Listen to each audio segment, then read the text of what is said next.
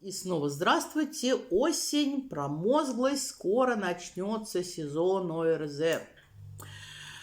Начнутся кашли, чихи, насморки. И вот сегодня я хочу вам дать несколько самых мощных ритуала от кашля.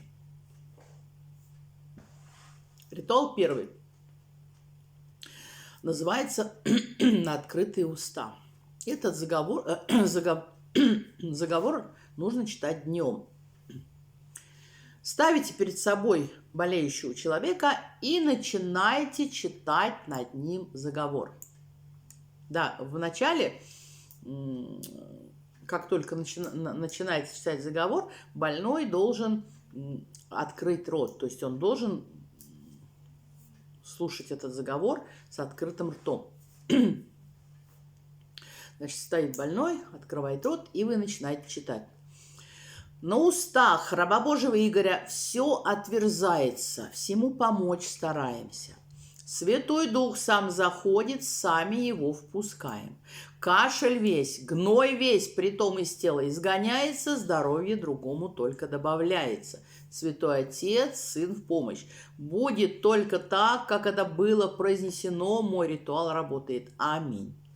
После прочтения этого заговора больного 3 раза перекрестить. Этот ритуал делается, когда сильные приступы кашля. Второй ритуал на иголке. Для проведения этого ритуала нам понадобится 7 новых швейных иголок. Заговор читается утром. Значит, иголку накалить до красна, затем опустить ее в стакан со святой водой. Потом нужно точно так же поступить со всеми остальными иголками, потом уже на стакан с иголками прочитать такой заговор.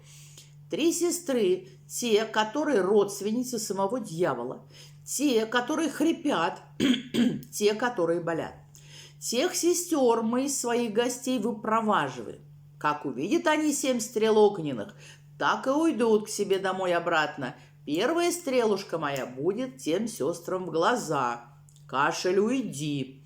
Вторая стрелушка поколет тем сестрам ноги их. 3-я стрелушка не даст им хворобу наговаривать. 4-я стрелушка руки тем негодницам повяжет. 6-я не даст сердцу их биться. Кашель, уйди. А 7-я стрелушка будет изгонять из них сам дух. Слово мое крепчает, крепче самого камня становится. Как рассказала, так теперь и будет, по-другому никак. Когда закончить читать заговор, то нужно дать больному выпить 7 глотков этой воды. Сделать это нужно максимально аккуратно, потому что там находятся иголки, вот, чтобы не проглотить их.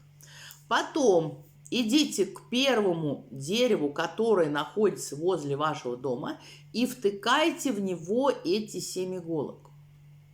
Потом корни дерева этой водой полить надо будет корни этого дерева. Когда поливаете водой, говорите такой заговор. 3 сестрицы, 3 дьяволицы здесь похоронены. Нет их больше в других. Как сказано, так и будет, а по-другому и быть не может. 3-й ритуал на святую воду. На убывающую луну нужно пойти в церковь и там набрать стакан ровно, стакан святой воды.